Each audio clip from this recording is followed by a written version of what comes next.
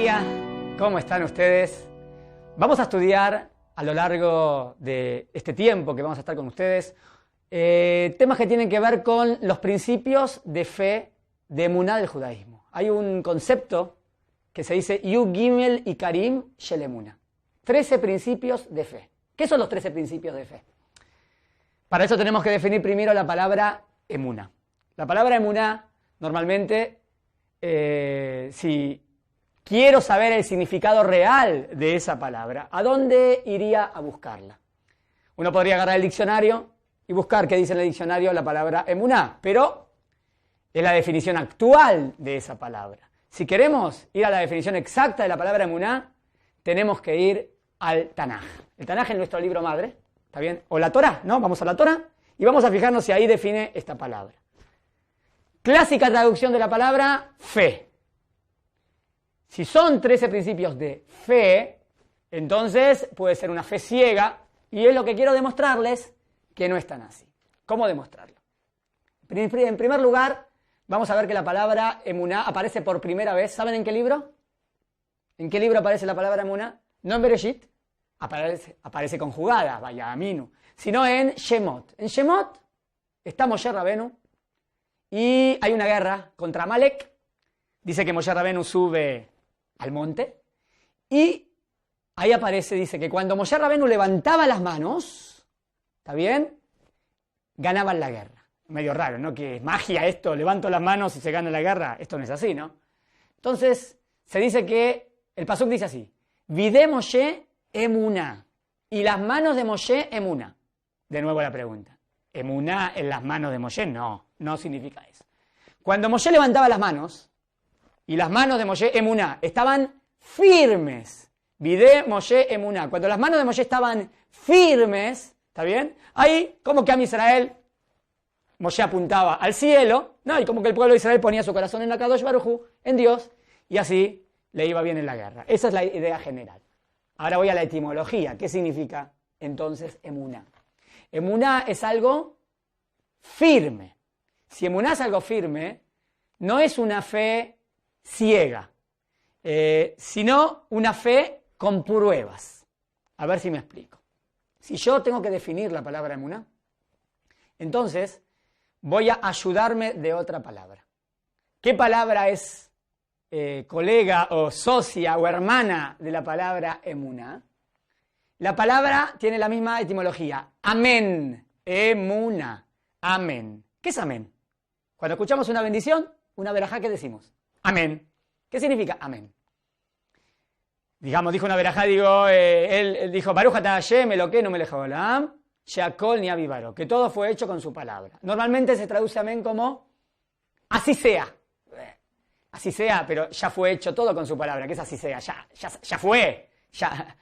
Amén, la verdadera traducción de amén es verdad. Si yo escucho una verajá y yo digo amén, ¿qué estoy diciendo? ¿Verdad lo que acaba de decir? Esto es lo que estoy diciendo. O sea, amén puede ser o así fue, así es o así será. Lo que estoy diciendo es, eso es verdad. ¿Está bien hasta acá? Entonces empezamos la clase y vemos que emuná tiene que ver con verdad. Otra palabra sinónimo, emuná, amén. Emet, la palabra emet viene de emuná. En verdad tendría que ser omenet, no importa si la etimología tendría que haber una nun. Es emet, verdad. Emet, amén, emuná. La fe no es una fe ciega. La fe que se busca en el judaísmo es una fe con conocimiento, una fe con pruebas, porque cuanto más pruebas tengo en lo que creo, más firme es mi emuná. ¿Se entiende? O sea, la definición judía de fe sería fe con conocimiento. Ahora, hay otra definición. Algunos definen fe, por ejemplo, para hacer la diferencia con otras religiones. En otras religiones puede ser la emuná como, por ejemplo, en la religión cristiana, ahora es más dogmática, que son dogmas, que ellos tienen que creer en eso y esa es la fe. Y no pueden creer en algo diferente. Muy bien, perfecto. Ahora, si se demuestra lo contrario, Si se demuestra lo contrario, ellos tienen que seguir creyendo en eso. Eso es lo que en el judaísmo no puede existir. Si yo, por ejemplo, se demostró que el mundo no era el centro del universo, viene Galileo y dice, no, no es el centro, ve con el telescopio, no somos el centro del universo, quítele los ojos. ¿Cómo quítele los ojos? ¿Cómo quítele? Claro, porque nosotros decimos que es el centro del universo. No, eso es un dogma. ¿Entiendes lo que es un dogma? Un dogma es algo que vos tenés que creer, sí y solo sí, a pesar que se demuestre lo contrario. En el judaísmo no puede ser así.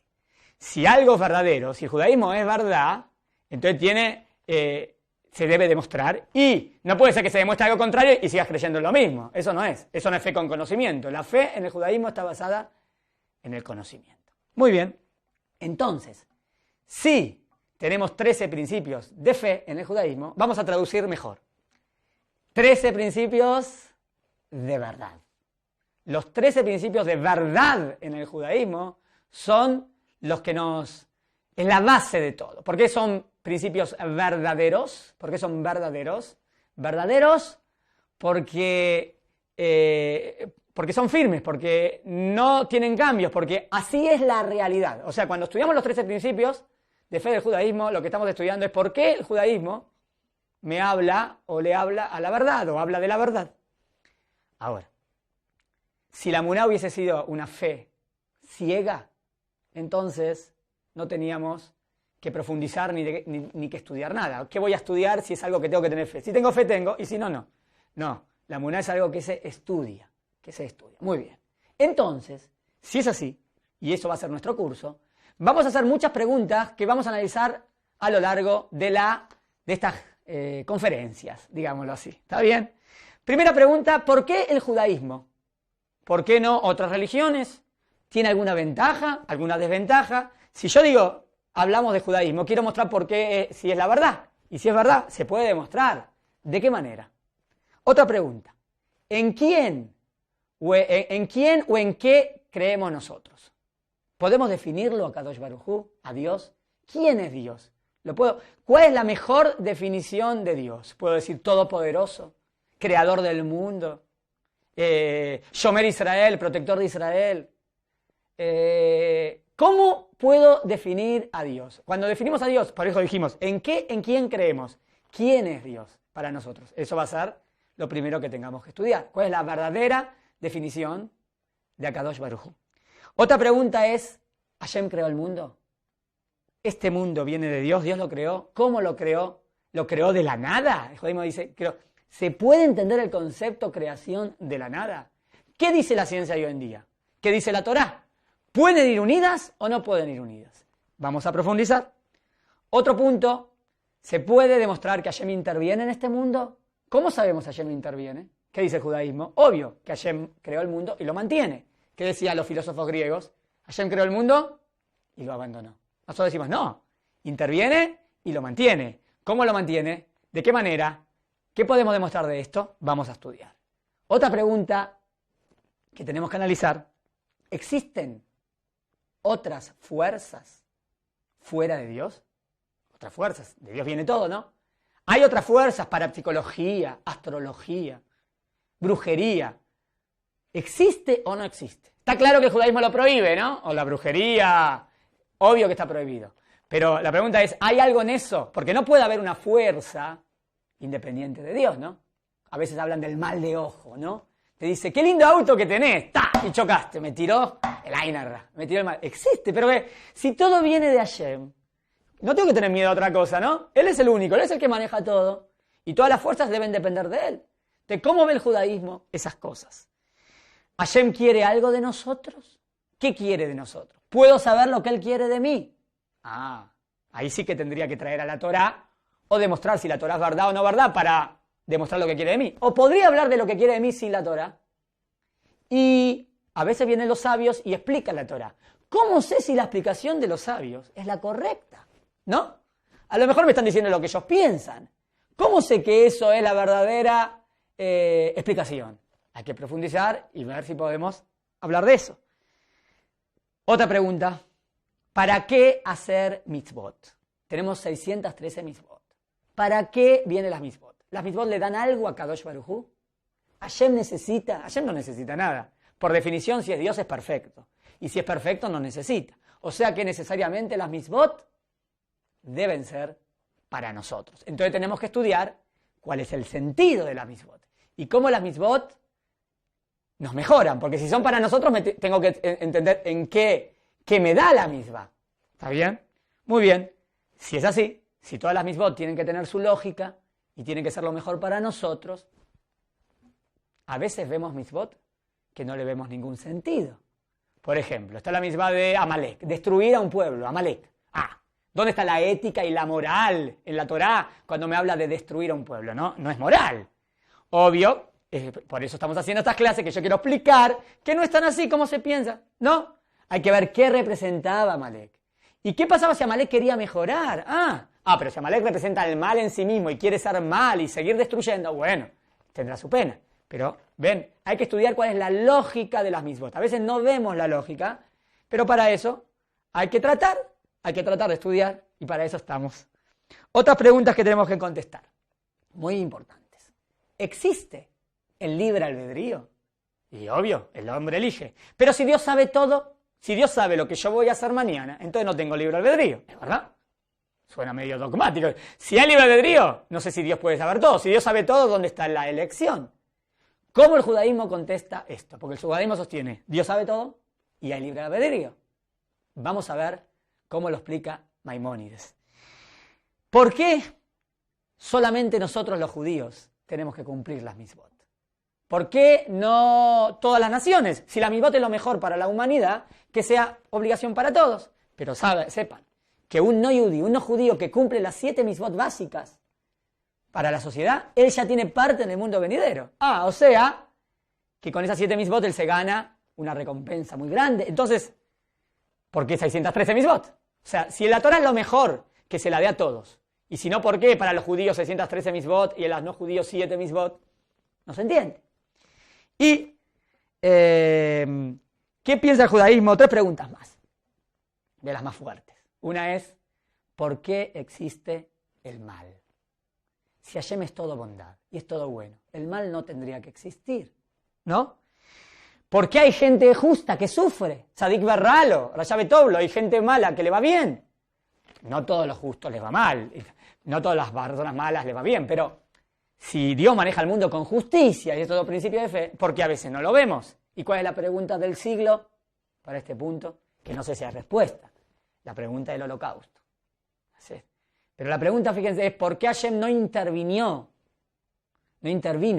para interrumpirlo? ¿Está bien? La pregunta no es ¿por qué Hashem hizo el holocausto? Hashem no hizo el holocausto. El ser humano lo hizo.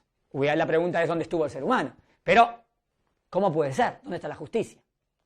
¿Y qué significa el mundo venidero? En el judaísmo se habla de que no termina todo acá. Hay algo más espiritual.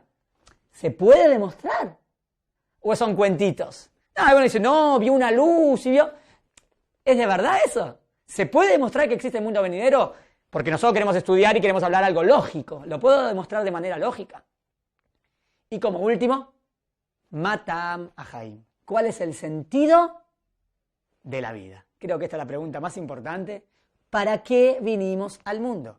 Me acuerdo que en Argentina hace unos años hicieron una propaganda de Coca-Cola, ¿no? Y decía, Coca-Cola, el sentido de la vida. Ahora, analicemos un poco. ¿Cómo puede ser Coca-Cola el sentido de la vida? Pero Coca-Cola invierte mucho dinero en marketing, ¿no? Hicieron una estadística, preguntaron a la gente y se dieron cuenta que la gente no sabe para qué vive. O sea, que no tiene una respuesta contundente, ¿no? Entonces el slogan de Coca-Cola es Coca-Cola, el sentido de la vida. Mensaje subliminal. Si uno lo hace consciente, no tiene ningún sentido. ¿Pero qué quisieron decir? El sentido de la vida. ¿Cómo que? Si vos no sabes, mensaje subliminal, eso te va a dar el objetivo. ¿No? Obvio que Coca-Cola no es el sentido de la vida. Me acuerdo después Pepsi. Dijo, Pepsi, el nuevo sentido de la vida. Pepsi-Cola, como que la competencia, ¿no? Lo que quiero decir, volvamos, es que el judaísmo, así como vimos todas estas preguntas, podríamos decir muchas más. Todas estas preguntas vamos a tratar de contestar a lo largo de estas clases. Voy a terminar con un cuentito que espero que les guste. Se llama El rompecabezas. ¿Está bien? Y dice así. Un científico vivía preocupado con los problemas del mundo. Estaba resuelto a encontrar medios de disminuirlos. Pasaba días en su laboratorio en busca de respuestas para sus dudas. Cierto día, su hijo de 7 años invadió su santuario, decidido a ayudarlo a trabajar. El científico, nervioso por la interrupción, intentó hacer que el hijo fuese a jugar en otro sitio. Viendo que sería imposible sacarlo de allí, el padre procuró algo que pudiese ofrecer al hijo con el objetivo de distraer su atención. No quería que lo moleste el hijo. De repente tomó un mapa del mundo y de una revista y con una tijera recortó el mapa en muchos pedazos y junto con un rollo de cinta adhesiva se lo da a su hijo. Y le dice, ¿a ti te gustan los rompecabezas? Entonces voy a darte el mundo para arreglar. Aquí está el mundo todo roto. Mira si puedes arreglarlo bien. Hazlo todo solo. Calculó que al niño le llevaría días para recomponer el mapa. Algunas horas después, oyó la voz del hijo que le llamaba calmamente. Padre, padre, ya he hecho todo. Conseguí terminarlo. Al principio, el padre no dio crédito a las palabras del hijo. Sería imposible en su edad haber conseguido recomponer un mapa que jamás había visto. Entonces, el científico levantó sus ojos de las anotaciones, seguro de que habría un trabajo digno de un niño. Para su sorpresa, el mapa estaba completo. Todos los pedazos habían sido colocados en sus debidos sitios. ¿Cómo sería posible? ¿Cómo el niño había sido capaz? Tú no sabías cómo era el mundo, hijo mío. ¿Cómo lo conseguiste? Padre, yo no sabía cómo era el mundo, pero cuando tú quitaste el papel de la revista para recortar, yo vi que del otro lado había la figura de un hombre. Cuando tú me diste el mundo para arreglar, intenté, pero no lo conseguí.